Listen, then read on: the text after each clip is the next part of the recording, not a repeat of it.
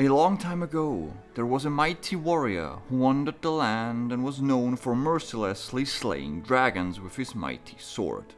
In many places he was known as Buster Blader. Unfortunately, nothing is known about his motives or his motivations behind his slaying. Perhaps he simply wanted to become the strongest warrior, which is a very common theme in many animes. Killing dragons therefore would be definitely effective, as they are almost always considered invincible. And he probably killed one or two Buster dragons in the process, which probably earned him the name Buster Blader. As his effect clearly describes, he became stronger with every dragon he faced or killed. This was because he was an excellent craftsman and used the remains of the defeated dragons to improve his gear. Over time, he became Buster Blader, the Destruction Swordmaster. However, there is no trace of dragons in his card effect. From this point on, he no longer only fought against dragons, but against everything that stood in his way. Now he could integrate the remains of all of his opponents into his equipment and new weapons, which were effective against any opponent of the same type or race. On one of his countless missions, he encountered another Buster Dragon and its offspring. However, this was not immediately obvious to Buster Blader. He probably thought that the little dragon was the prey of the Buster Dragon, which I can't even blame him for due to their completely different appearance. I mean, look at that cute little thing. And the aura they both radiated couldn't have been more different. Pure evil and true innocence. The Buster Blader managed to weaken the Buster Dragon enough to take the little whelp with him to safety. Even though he was a merciless dragon slayer, he couldn't just kill an innocent whelp, regardless of whether it was a dragon or not. And so it happened that Buster Blader did not consider the little puppy as an enemy, but probably for the first time in his life considered another creature as a companion. And with time he became his family and took care of him.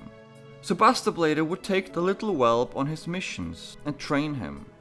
He created many more weapons from the remains of his defeated opponents and also taught his little fellow how to use these weapons to help him in battle.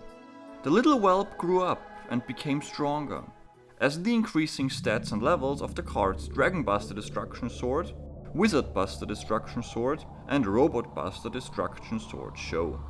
But over time and with the battles, the little dragon's character also changed, and a dark aura began to surround him more and more during the battles.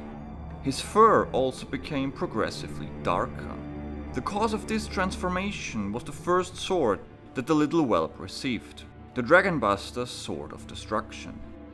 While he was previously a light monster, he already has the darkness attribute here.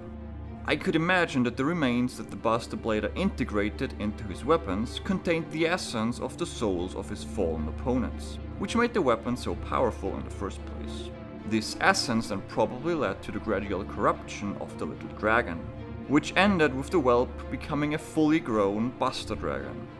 From that moment on, Buster Blader realized that his little friend was the same species as the Buster Dragon he had killed to save the whelp. But he also believed that the dragon would continue to support him through their close bond and remain loyal to him. This makes sense when you look at the effect of Buster Dragon. It supports Buster Blader in battle by equipping him with a destructive sword, just like the little whelp has done all these years. But due to the growing darkness in Buster Dragon, the inevitable finally happened, and he turned against his former friend. Buster Blader tried to realize what had happened and to save his friend, but it was already too late. The Buster Dragon began to run amok and threatened to destroy everything around him.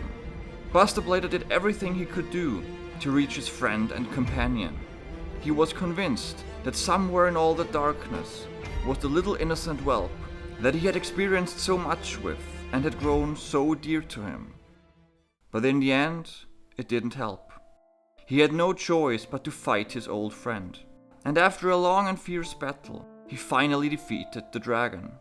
The badly injured body of his former companion was lying in front of him, and all the memories they collected over the years flashed before his eyes. This made him believe that he could somehow save his friend. As he bent down to the dragon and tried to reach him, the darkness that surrounded him suddenly disappeared, and his white fur once again became visible. But Buster Blader also realized that his companion's life was fading, and that these would be the last moments with him. But he would definitely not abuse his remains as a trophy on his armor. They would stay together, no matter what. And so it happened that Buster Blader, in the last moments of his friend, gathered all his remaining strength to fuse their two souls. This is how they became Buster Blader, the Dragon Destroyer swordsman, a warrior of unimaginable power. He now had the ability to control other dragons, as shown by his effect that all of the opponent's dragons are switched to defense position and they cannot activate their effects. But the time of pointless killing to become stronger was over.